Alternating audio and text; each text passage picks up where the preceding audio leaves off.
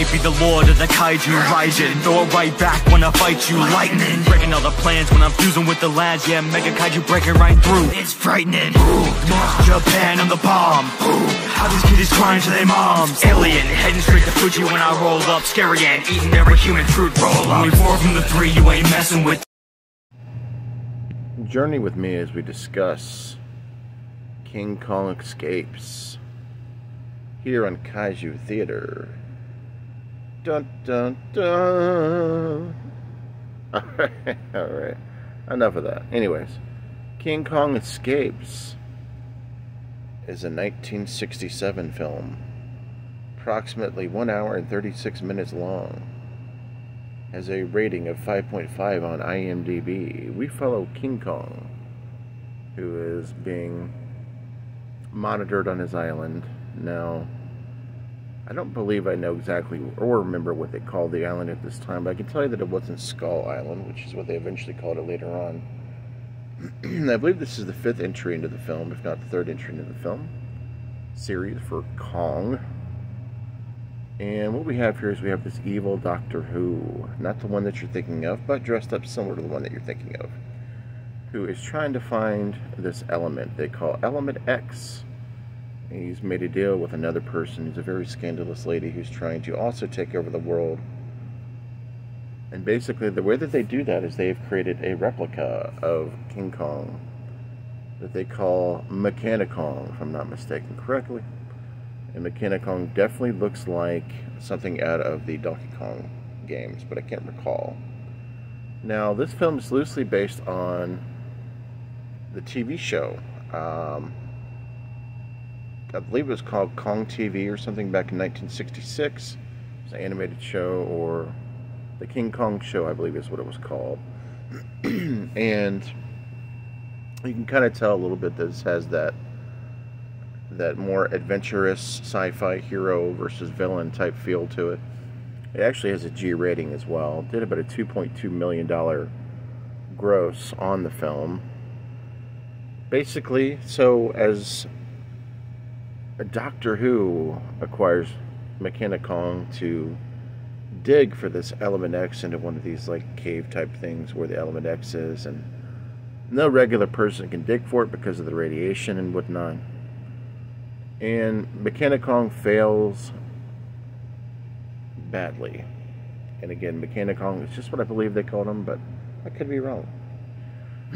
So, because of this, they implore the real King Kong as they try to find him on the inhabited island. Of course, Susan is there watching over the whole thing, as she doesn't want Kong to be harmed. But she is kind of been given some false information, so then Kong is being taken by Doctor Who then wants Kong, who's also been captured, along with Susan and Gerald, a couple other people that watch after Kong. They're kind of in the military or whatnot. And they want Kong to basically go in and dig up this Element X in order to get this Element X to be able to take over the world, because that's what evil people do, like Doctor Who, again, who is dressed like Doctor Who, but he's not Doctor Who, not the one that you think of at least. So then Kong goes to do that.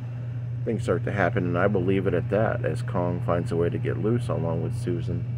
And there's this epic battle at the end between Mechani-Kong, Kong, and Doctor Who, and all these different villains and heroes. And it's kind of more almost like if you watch the animated series but in live action. So let me give you my thoughts on King Kong Escapes. This is definitely one of my favorite King Kong films so far that I've seen. I really like the action, I like the color schemes of the film, I like the aesthetic.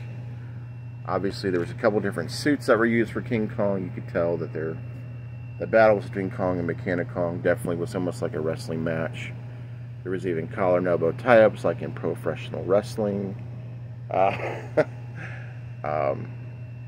I do believe this was the last King Kong film before it went to RKO, but I'm not 100% sure. You'll have to look that up. But I did enjoy this one. I definitely give this one a 4 out of 5 on the Boglin scale. I did enjoy the aspects of it. I did enjoy the acting. I thought it was a good time. I also enjoyed some of the vehicles. Like there was a hovercraft that would fly and go over water and also drive on the roads. That was pretty dope. I'm not for sure the exact budget, but I know they pulled about a 2.2 million gross overall on the film. If you like Kong films, this is a must-watch if you've not seen it, but I'm sure most of you have.